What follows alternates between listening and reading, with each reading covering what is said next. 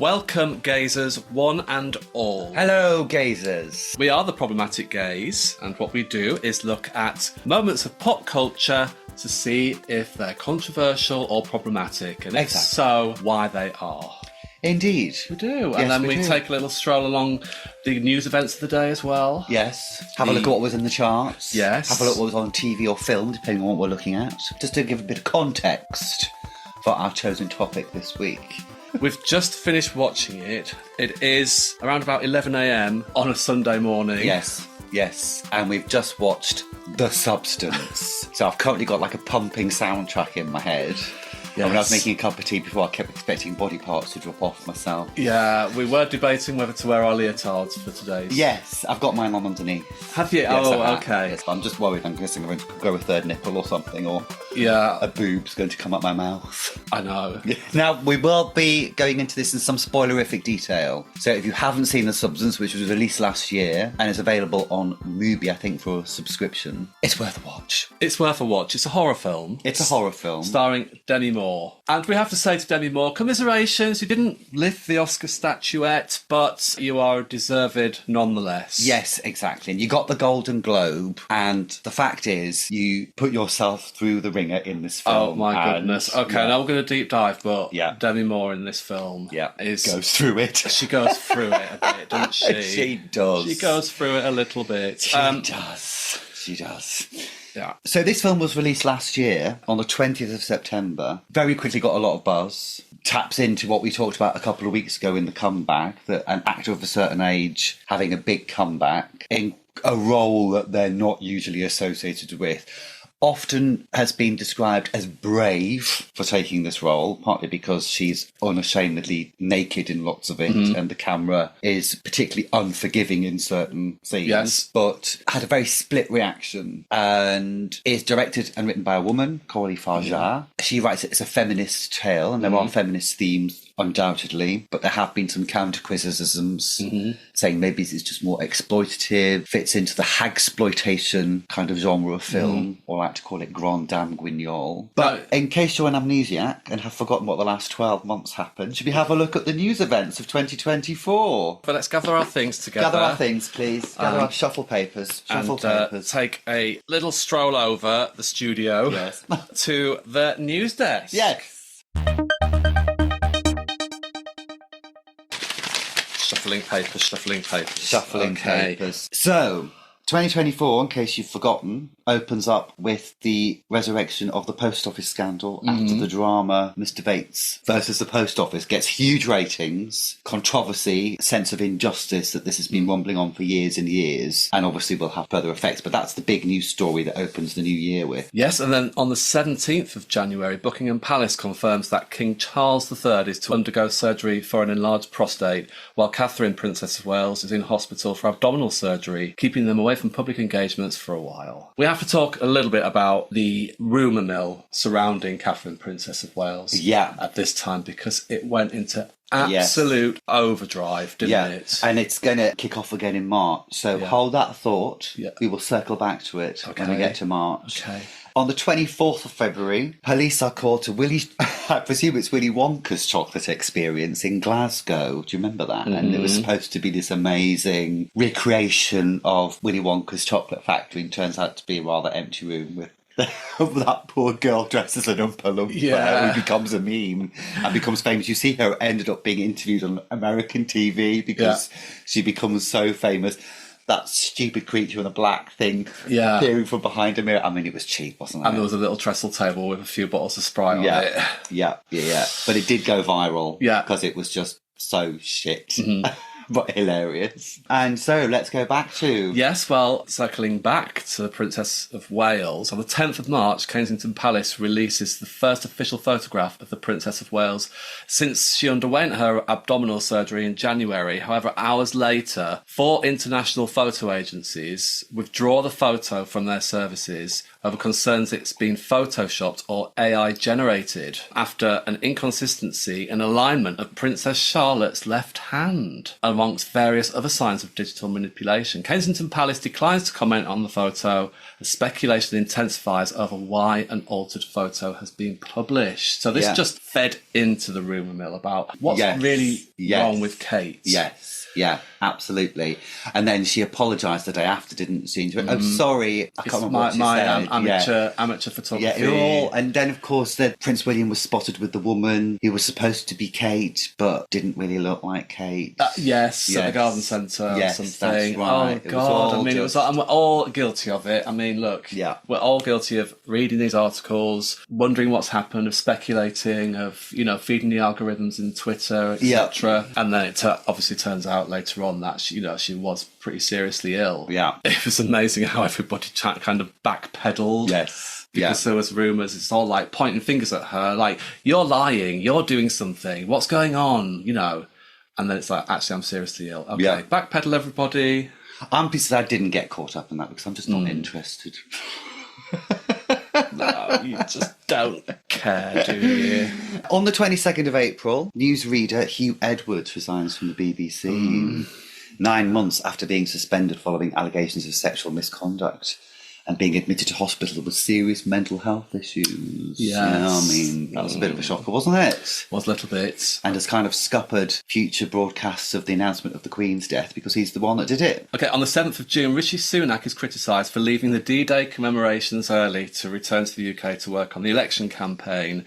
He says, on reflection, it was a mistake not to stay in France longer, and I apologise. Well, this is just kind of the start of a really calamitous election campaign for the Conservatives. Yeah. It felt like the public court of opinion had turned against the Conservatives well and truly now, if it hadn't before. It was only seen to be kind of like the right-wing media who was propping them up at this point. Yes. And even they were starting to get a little bit wobbly. Yeah. But it just felt as though the people behind him weren't turning around and saying, do you think this is a good look? Yeah, do you remember when they announced the election, it was pissing down with rain? It was like, you could have just had a brolly. Yeah, so someone bring him a brolly. Yeah, instead he just looked dreadful. Yeah. And doesn't it seem like a lifetime ago that Rishi Sunak was the Prime Minister?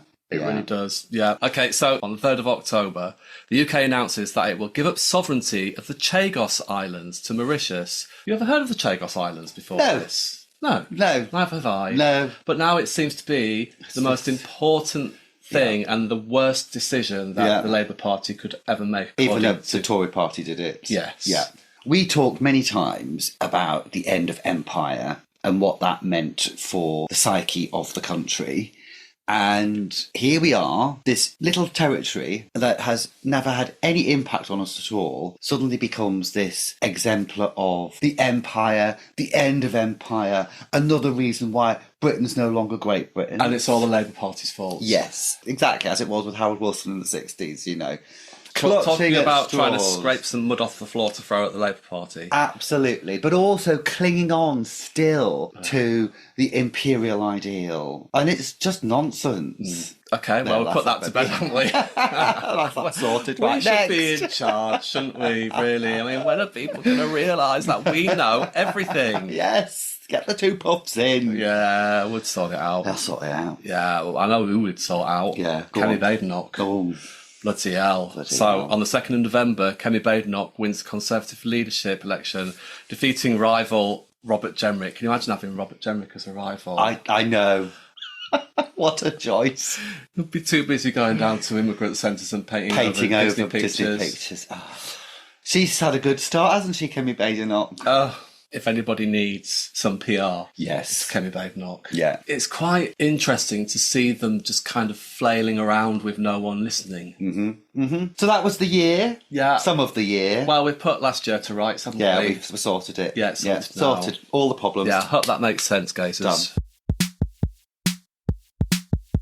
Should we have a look at the biggest box office at the cinema for 2024? Let's do it. The top 10 films in the UK last year. Cast your minds back. Did you see any of these? I didn't see number 10, Beetlejuice. I didn't see that. No. I didn't see Gladiator 2. No. Paddington in Peru. No. Interestingly, Paddington 2 is at number 5. Oh, really? Yeah. Yeah. Ah, very popular. Yeah. Mona 2. Moana. Moana. Yes, in common youth parlance. Let's keep our finger on that pulse. Mona. Mona.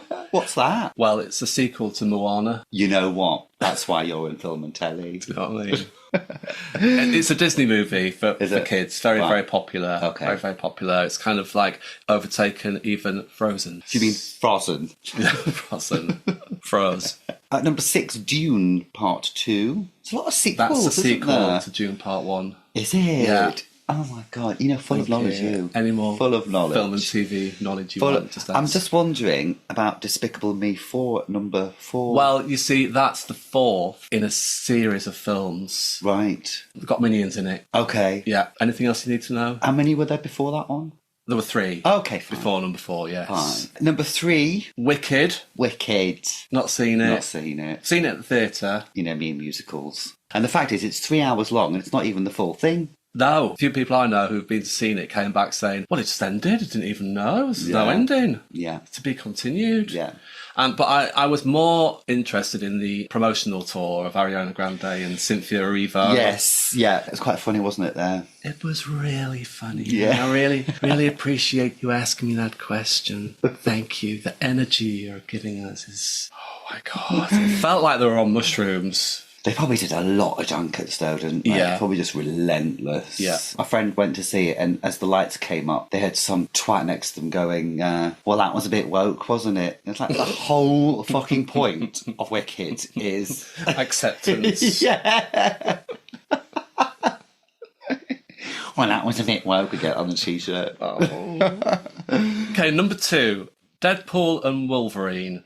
Now, this is a part of a franchise. Is it? Yes, so I can't really tell you what number it is in the sequence because you have a number of Wolverine films, then you have a number of Deadpool films. So is this a film about Deadpool and Wolverine Together. meeting together? They've come together. Right. Yeah. Right. To fight crime, Okay. probably. Are they superheroes? Yes, Wolverine's the one who's got daggers fists? coming... Yeah, he fists a lot. No, he's got his daggers coming out of his knuckles. Oh, like Johnny Edward Scissorhands. Sort of. Right, okay. Now, okay, I've got a mission to set for you. Right. You need to find out all about Ryan Reynolds, Blake Lively, and Justin Baldoni before the next episode. Why? Darling, because I'm telling you, you need to know. Can you not be the finger on the showbiz gossip pulse? Yeah, but I need somebody to bounce off. Right. I need you to formulate an opinion as well. Okay. What team you're on. Do that Okay. for the next episode, okay? Because our gazers need to know our opinion on that.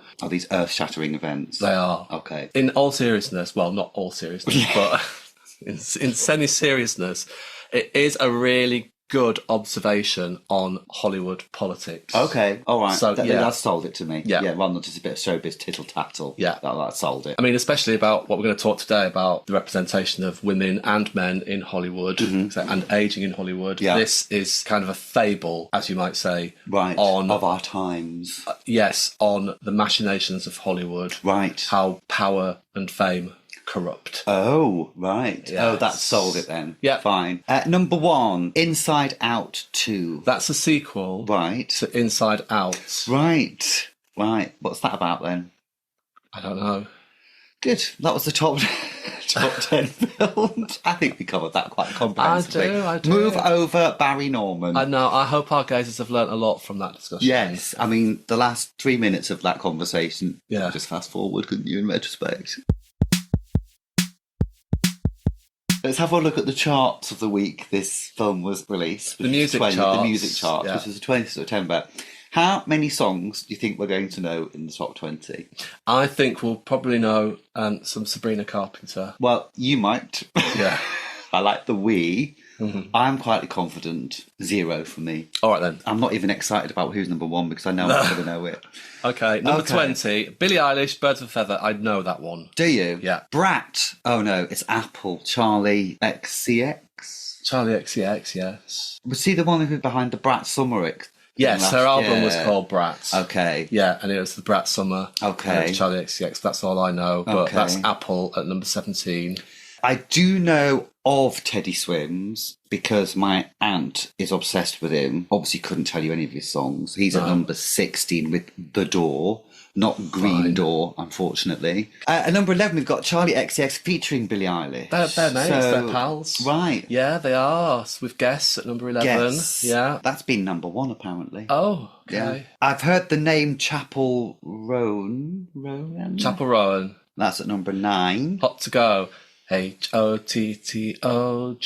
Okay, fine. Don't know it. You do know it. I don't know it. How would I know it? I don't listen to music. The radio? No, never. What do you do with your life? Listen to podcasts of clever people talking. Oh, do you listen to us? Yeah, of course. Oh.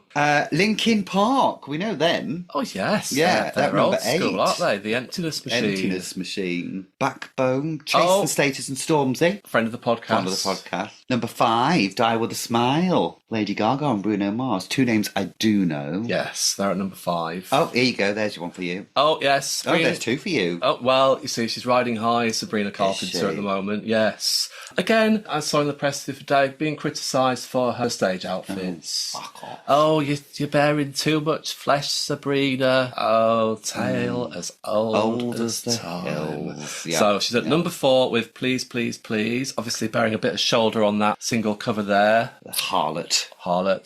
And then Espresso at number 3. Of course, there's only ever be one Carpenter for me, and that's Karen. Yeah. And Sabrina might be great, but... Do you know what? I think Karen Carpenter would like Sabrina Carpenter. Probably. Maybe there's a duet in there somewhere. Yeah, I think she'd hold her up. Bit of girl power there. Yeah.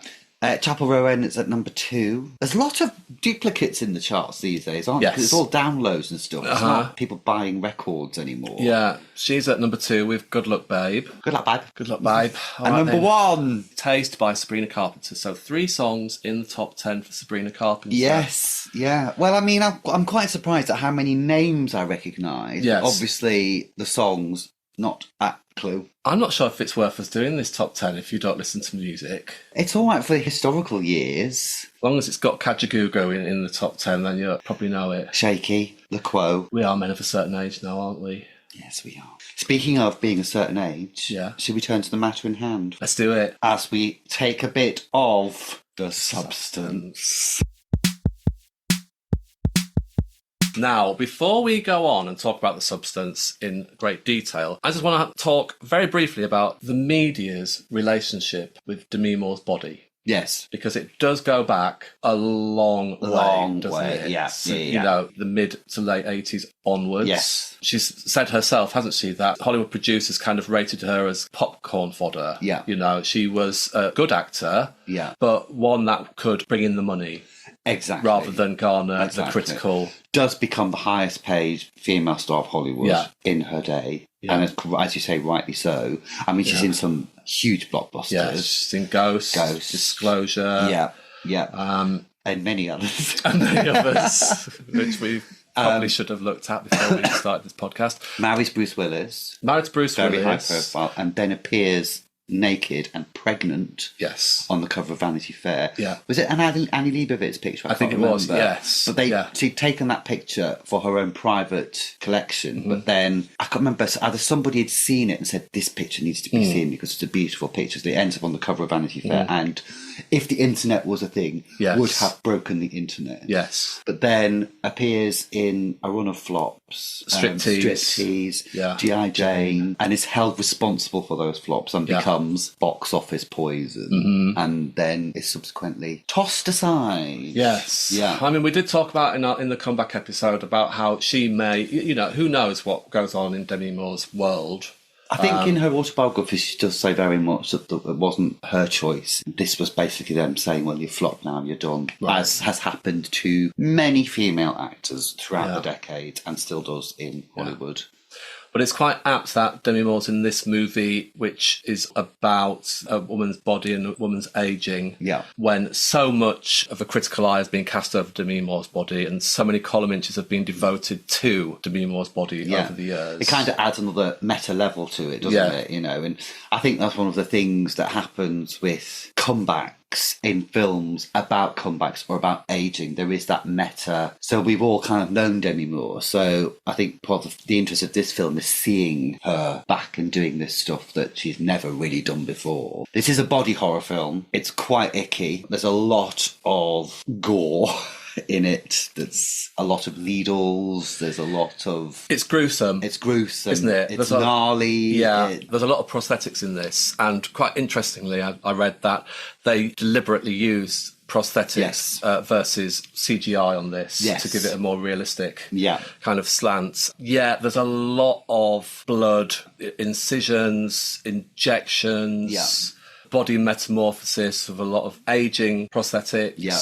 I mean, it's a kind of a mixture of psychological horror and body horror. Blood and gore horror, isn't it? Yeah, body horror is a subgenre of horror fiction and films that intentionally shows grotesque things happening to the human body.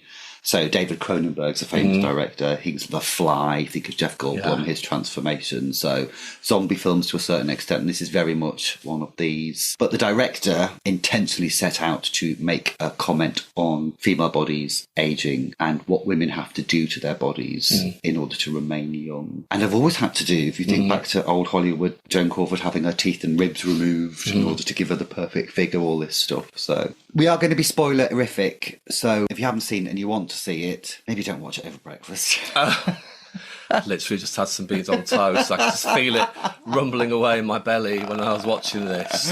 Possibly not the movie to watch on a Sunday morning at 9:30. No. But needs must. Yes, needs must. So here's a little synopsis. I won't go too much because... when daytime TV star Elizabeth Sparkle turns 50, her career is over. Sacked by her boss for being too old, Elizabeth finds out about a mysterious substance that promises to make her younger and more beautiful. However, Elizabeth discovers that this new and idealised life is not all it's cracked up to be, and all that glitters is definitely not gold. No. Is it Eck? Is it Eck? Okay, so at the start of this film, I thought this was going to be a kind of updated Death Becomes Her. Yes, and it has been compared, actually. Yeah. Similar I mean, I could compare it to a lot of films, but I'll go into that later. Yeah. So Death Becomes Her is from 1992, and it stars Goldie Hawn and Meryl Streep as Meryl Streep's a fading actor, a supposed fading actor of a certain age, and Goldie Hawn's a writer. And they take this youth elixir, which basically makes them young again. Yes. So this is kind of what I thought this was going to be about. And it is to a certain extent, but rather than just make Demi Moore younger, it makes her give birth, so to speak, through her back to a younger version of herself, which can't exist at the same time. So one of them has to sleep for a week while the other one lives, and then vice versa, and they exchange, don't they? Yeah, and they keep each other going by exchanging their blood, but also the younger one has to drain this fluid from Demi Moore's back, and each day has to inject herself. But the rule is, after 7 days, you've got to switch. Yes. And that's how you keep yourself. So they're two sides of the same coin. Yeah. Very, very Gremlins in that respect. Yes. With the very strict rules. Don't feed after midnight. Yes. Don't get wet. Yeah. So that happens. And then, obviously, you know, the younger version of Demi, played by Margaret Qualley. Is very good. Very, very good. Her character just starts to get a little bit greedy with her time. Yes. And starts to bend the rules. Yes, and starts to quickly kind of look down on Demi Moore's character. She's called Sue, so starts to pack her stuff away. She doesn't want her. She doesn't want this older woman to be part of her. But yes, she starts to bend the rules. Yeah. Starts to stay longer than her allotted 7 days, which means that when Demi Moore wakes up, horrible things start to happen to her. Yeah, she starts to age. Her aging process accelerates. Yeah. So she starts off with a big witchy finger. Yeah. Okay, right, you might have to help me out here, because I struggled a little bit with what the actual story was in this film. What was this film trying to tell us? Was it a warning? Was it a satire? I just couldn't quite work it out when I was watching it. Well, the director herself has said that the film is all about women's bodies, how women's bodies are viewed from the outside, all the expectations that society projects onto women's bodies, and the set of rules about women's bodies. and also how women can tyrannise their own bodies to fulfil these expectations. That's what her comment is about. So the various surgical procedures, the facelifts, the Botox that people do is what she's exploring, why they do it, and the struggle that a lot of women have to live up to how they should look, in quotation marks, and when they fail to live up to those expectations. Obviously also about aging. I think when she turned 50, she found herself increasingly less listened to, and she was like, right, I'm not having this. You know, she directed a very good 2017 movie called Revenge. It's a very good filmmaker, but increasingly found herself sidelined. So she was like, right, let's fucking talk about this, why this is happening to me. That's where she was coming from when she made this film. You see, I didn't really get that. Right. From it. Obviously, you can tell on a very surface level, it's about an aging actor who feels as though, you know, she's losing her place in the industry, the very male-dominated industry. It's like these were the two female leads and everybody else was a man in a kind of a oppressor role. Or yes, the men are very kind of caricatured, aren't they? Yeah. Cartoony. Yeah. So I could see how it is about a woman aging, feeling like she's losing her identity. A fading star in inverted commas, as you would say. You can't say, oh, it wasn't very realistic, because it's a horror film. Yes. It's a fantasy film. It's exactly. You know, it's not supposed to be realistic. Yeah. I couldn't quite see the messages lying underneath this film. Right. It's a lot of gloss, isn't it? Yes, because it's so fantastical. Yeah. I thought what I really enjoyed about this film was the presentation of it. Yes. The design. It's a beautiful looking film. The shots, the cinematography, the prosthetics were great, even though they're pretty gory at times. Yeah. I felt it lent quite heavily on a lot of other films. Yes. Have you ever watched Requiem for a Dream? Yes. There are a lot of repeated motifs in this, a lot of repeated injections, a lot of repeated camera judders, a lot of repeated kind of light special effects.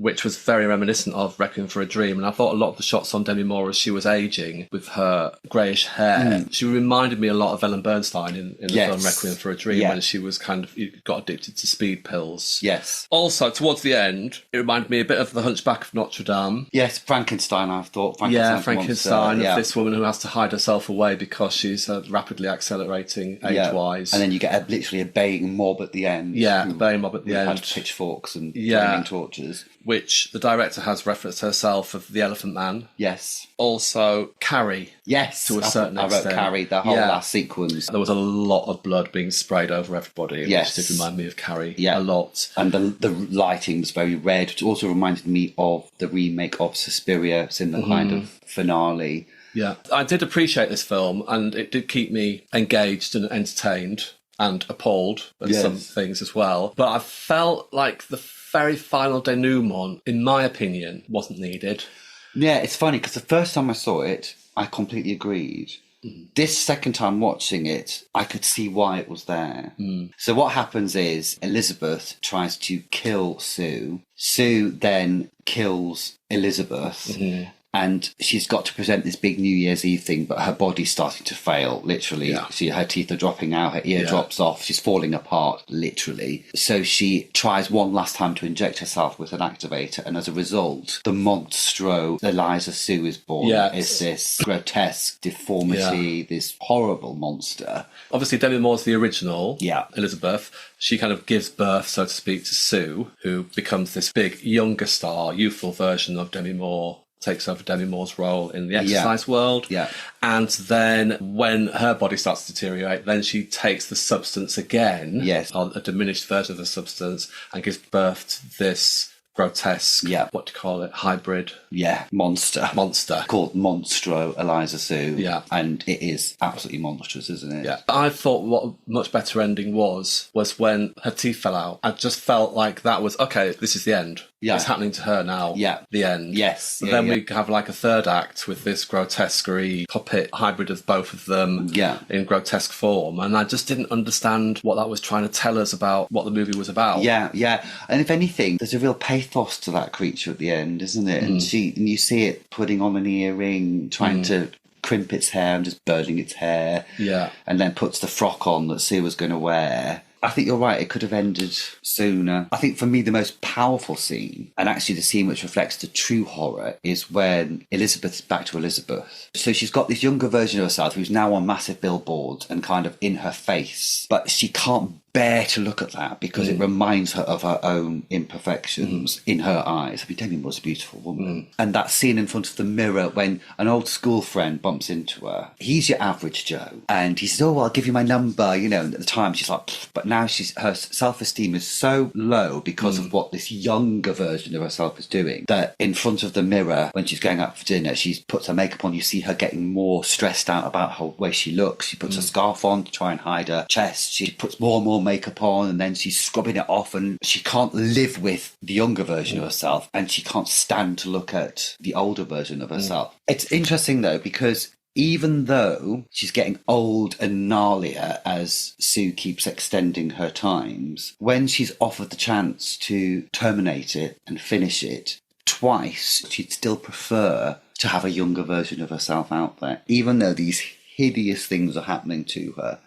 That costume before she becomes the monster, the old woman prosthetics, the shot of her body, all her imperfections are shown up, or trying to smooth out wrinkles and stuff. The camera often lingers and wrinkles on her face, you know, quite unflatteringly and quite directly.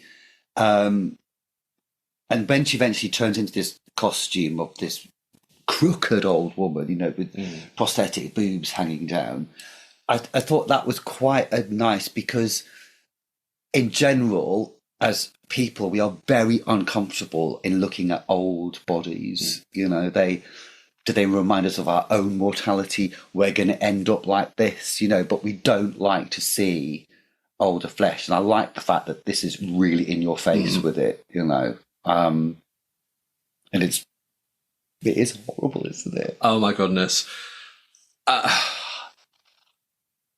I don't know what to say about her boobs. Yeah. So what it reminded me of a little bit is the witch in Snow White. Yes. This hunched back version, a naked version of it. You know, Demi Moore was just so game, and it must have taken hours to get all this stuff on Demi Moore. Just really hunched back, just lumps and bumps where there shouldn't be lumps and bumps. Her breasts were just literally just pendulously low down. And, you know, I just thought, you know, as we talked before about, there's so much talk about Demi Moore's body. You know, this is adding just an extra dimension to it. I thought, it's like, you don't like looking at old people. And especially old women. Yeah. Especially old women. Yeah, you know? You're right there. And then one of the criticisms that's been levelled at this film is this then becoming a hagsploitation movie? So hagsploitation is specifically after what happened to Baby Jane's released in 1962, which is not classed as a hagsploitation movie, but you then get older actresses often cast as crazed murderers, you know, Shelley Winters becomes one. All these kind of old female actors get these parts, and they are just exploiting the old lady as a killer trope. So one of the criticisms that this has been that it does at this point venture into hagsploitation territory, which I kind of agree with, because there are those scenes of her chasing her younger self around with a hunchback, which are, and intentionally, I think, quite funny. There is some humour in this film, I think. But yeah, we don't like to look at older bodies, and especially not older female bodies. The whole premise of getting this substance from somebody that you don't know, you've never met, you just go to a lockup somewhere and get it, take it, not knowing what was going to happen to you, just felt, I mean, I don't know how anybody would be that desperate. Obviously, that's the story. But then, you know, so many people go and do Botox from dodgy places, they would never do it, you know. So there is some drive to, no matter what you do, you'll do whatever it takes. I'm sure that whenever you're getting Botox done or whatever, there might be a little part of you that thinks, what happens if this goes wrong? We still don't really know about the effects of Botox long term. You know, it's still quite an unknown procedure to go through. Or any kind of plastic surgery back in the day. You know, if you're going under the knife, what you're going to look like, how's it going to end up? Yeah. What I thought was really interesting is the way that Demi Moore was shot as being the 50-year-old actor compared to the young ingenue Sue, the younger version of Demi Moore, who was obviously kind of early 20s, would you say? Yeah. The way they were shot in the film was very different. Felt like Demi Moore was always shot in slightly muted colours, whereas the young version, who, let's face it, is stunningly beautiful, is shot in really bright, vivid colours. I think the filters they used on her were different to Demi Moore's as absolutely, well. A hyper-real version, hyper-colourful, vivid, youthful, glowing. There were a lot of shots of her lips, obviously, which we all know what they're a representation of, under the male gaze. Okay, let's go on to the males. Because, like we said, there are 2 female roles in this film. Everybody else is played by male. So when Demi Moore initially finds out about this substance, the only person she ever deals with is a man over the phone who gives her instructions about where to get the substance from and everything. It's a man controlling this situation. Even though we never see who the person is, there's a male dominating this whole scenario. So the voice on the phone is a man.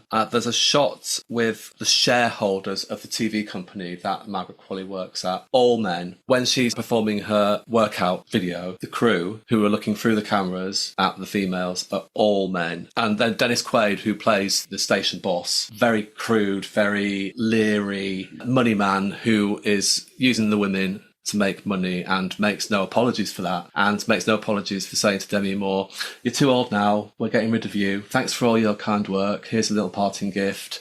We're getting somebody younger in." So there's no bones about what it is. There's no sugarcoating it, is there? No. One interesting comment Demi Moore said is, as the relationship between Sue and Elizabeth breaks down and they end up actually physically fighting, they're not supposed to be in the same existence at the same time. She says, it was really exploring the internalised kind of way of violence that we have against ourselves and bringing it out in a physical manifestation to be able to look at what we do in the harsh way we criticise ourselves. So the kind of way we tell ourselves we're shit, we're ugly, we're not good enough, blah, blah, blah, is physically manifested in the battle between younger and older self, which I kind of guess is also one of the themes, be kind to yourself.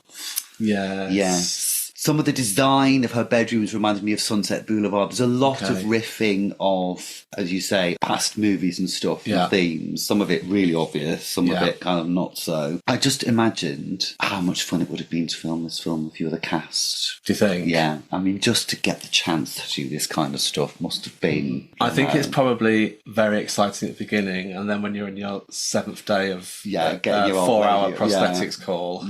might be a little bit tedious.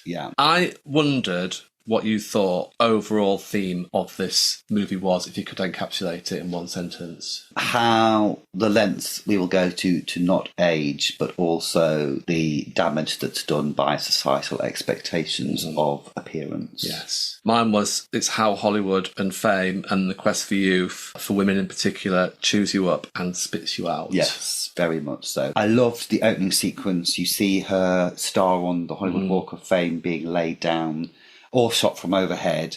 You see her at the premiere, the launch of it, getting lots of photographs, but then over the passage of time, you see the star start to crack and get stuff spilled on it, and people walk over going, "Who's that?" I always think she was big in the 90s or whatever. I thought that was cool. At the very end, after Monstro Eliza Sue has literally exploded, and he's still clinging on her face with the bits of body part around, and she ends up on the star. I mean, it's all very on the nose. And then a street sweeper comes along and just sweeps her up into the trash. Yes, it's quite interesting, fun bookends to the movie, weren't they? Final question for you. If you could create a younger version of yourself, what would you do? A younger, more beautiful version of yourself. Younger, more beautiful, better version of yourself. What would you do? Probably just go out and, I don't know, I can't really say. Probably slag and end up in hospital. X-rated, I think. I can't say. No. And maybe that's why Sue doesn't do any more, because we probably just do worse what we did before, but worse.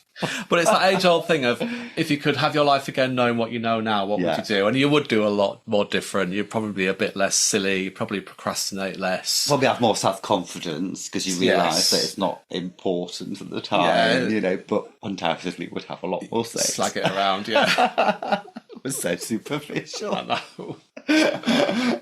Gets the gym.